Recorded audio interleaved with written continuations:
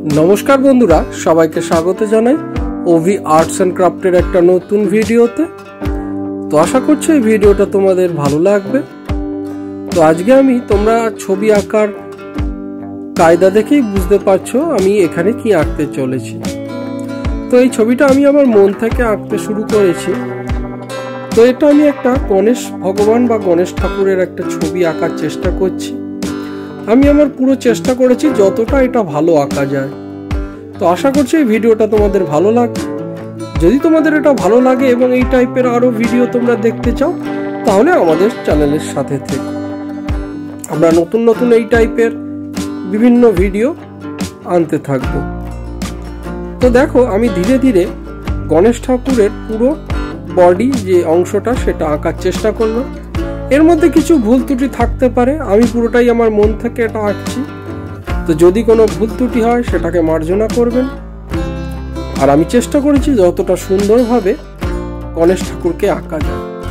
দেখো আমার হয়ে গেছে। এখন গলার দিকের আমি হার যে একটা আঁকছি, এরপরে গণেশ ঠাকুরের আমি এখানে হাত এঁকে নিলাম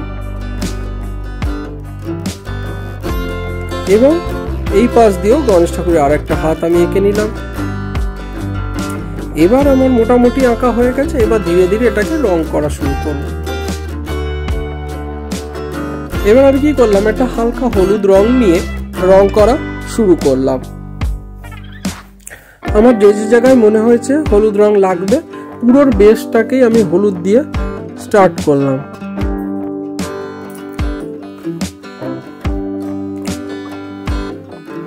তারপর অরেঞ্জ কালারের একটা রং দিয়ে যেখানে যেখানে মনে হচ্ছে শ্যাডো দিতে হবে সেই জায়গাগুলোয় আমি শ্যাডো দিয়ে দিলাম এবং আঙুল দিয়ে ঘষে ব্লেন্ড করে দিচ্ছি যাতে এটা ভালোভাবে মিশে যায়। দেখো যে জায়গাগুলো আমার ঢোকানোর মনে হচ্ছে সেই জায়গাগুলোকে আমি ডিপ রং দিয়ে দিচ্ছি, আর যে জায়গাগুলো লাইট রাখছি সেইগুলো যাতে ফুটে ওঠে সেরকম ভাবে যে জায়গাগুলো অন্ধকার করা সেখানে আমি ডিপ রং করে দিচ্ছি। দেখো স্টেপে স্টেপে আমি পুরোটা রং করা দেখাবো তোমাদের। এটা দুটো পা দেখালাম, সামনে একটু অংশ আমি রং করে নিলাম। এটা হচ্ছে